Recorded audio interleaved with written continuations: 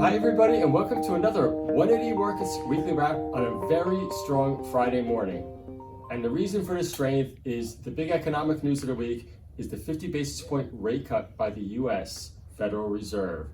And even though initially the market reaction was muted, today indices are up 2.5%, and it has really brought some serious buying into the market, Sean. Thanks, Greg.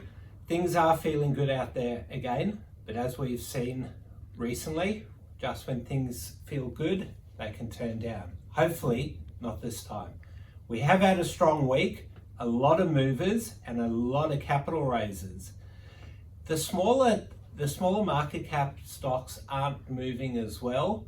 Hopefully, that's just around the corner. Should we take a look at the screens? Yes, absolutely.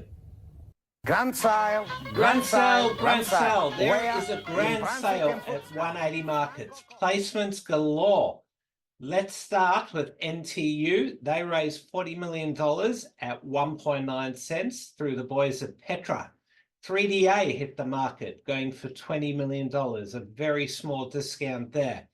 SPA and EBR as well. Anson Resources. Greg, what do you know about Anson? Anson, a lithium explorer in the US, and interesting that they went for $5 million. The stock is trading a little bit better. And Sean, one thing I definitely noticed across the board is that companies are raising bigger amounts of money to get themselves fully funded. They are, but not this little one. TOR, Talk Metals, serial raiser. Not a lot to say about this one. I don't have a lot of confidence in management, but I don't like the way they continuously raise money and small amounts. They just keep doing it. And Sean, just to add, that's a point that you always say is about being underfunded. Correct. I remember in their last raise, we tried to get stock and they wouldn't give it to us. We offered money and they said no. Aren't we lucky, Greg? Thankfully, a good miss. What have we got live on the platform? We got CG1 and SHV. They are both live today, raising money. Another big amount by SHV. PVT raised $1.5 million. That was at 1 cent. RLG, not one that I've followed for a while, and FDR have placed their shortfall. I remember, Greg, when we interviewed FDR when they did their IPO. Yes. There was a 20-cent IPO, and this one's just gone down and down. So yes, unfortunately. Not sure how they'll go, if they'll get the full shortfall away, but gee, it's an amazing. That's a quarter of the IPO price. BCN, and then ACW, another serial raiser, and another disappointing raise. I know I took stock, but Greg, ACW, they just keep raising money. Yep, and that's the problem, is that every time the stock goes up a little bit, it just begs more selling because of these raises. That's right. And I mean, they raised $9 million now, including an SPP. It came with 3 for $4 5-cent options. That's very dilutive, especially considering that they were trading at 8 to 9 cents a couple of weeks ago. So, yeah, ACW, we do know the chairman or the director, Steve, your mate, put another $1 million in. Steve, we speak to you a lot. We just would have loved to have got the heads up. Just while we're on the platform, take a look at the top here. That's our WhatsApp group. If you want quick information about different raises, join us. And we're posting constantly on it now. That's right. Let's take a look at our iris. We got a big mover in mithril silver, MTH, 7 meters, and look at that, 144 grams a ton of gold and silver as well. Well done to Joshy at PAC for raising their money at 20 cents, and I think even lower. That's been a big success, and that's some great grades. EIQ, now let's give ourselves a little bit of a pat on the back, Greg. Sure. We picked that one about 2-3 weeks ago when we were getting into the placement of 15 cents. Look at that chart. Greg, tell everyone who didn't watch a few weeks ago a bit about EIQ. Yes, what we love about EIQ is that they have upcoming FDA approval, and specifically, the company is working on making heart attack detection much, much more simple. I believe it's in about 0.3 seconds they can analyze whether you are susceptible to a heart attack. And so with the news imminent, the shares are really doing well.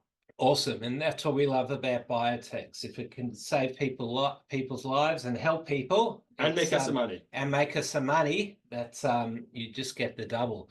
OCT, wow, take a look at that chart. Wow. 5 to 12 cents in just a week. Why? Antimony.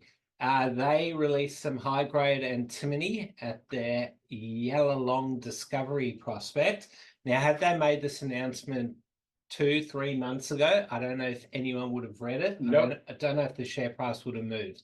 So as a lot of people know, antimony stocks are going nuts at the moment. That's right. How long will it last? Nobody knows. No. Another antimony stock this week was BIM. They didn't move as much. They raised money at 8 cents for an antimony acquisition. Who knows with these things? It's had a bounce up and now it's falling again. Yeah. So we'll see what happens once the placement stock gets released. SS1, Sun Silver, they've had a big move as well, and they raised money during the week. Should we get some mute in the screen? I think so, sure. Let's replace Greg with his son, Brad. Brad, you like SS1, tell us why. Yes, so Sean mentioned antimony just before. This is another stock that has antimony, however, silver is the main focus. Stupid me bought it probably 2 weeks ago, knowing that they might potentially need to raise, even though they were a recent IPO.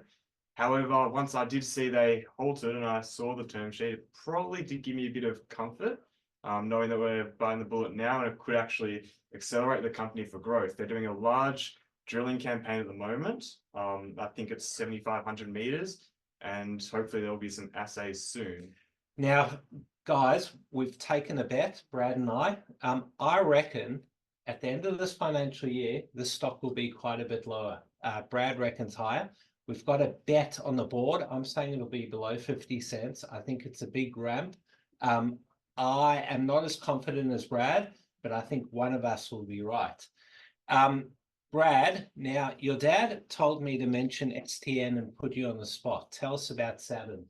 I don't know what Saturn is. All right, Greg, get back in the screen. Okay. This is one that Greg loves, Saturn Metals. Greg, tell us about Saturn. Yeah, Saturn, they did a big capital raise with Petra, I believe it was 2 or 3 months ago. And what we do like is that they're fully funded now to get themselves into production. And that is one thing we are noticing is that these companies in the commodities where they're fully funded with very near-term production, those shares are working.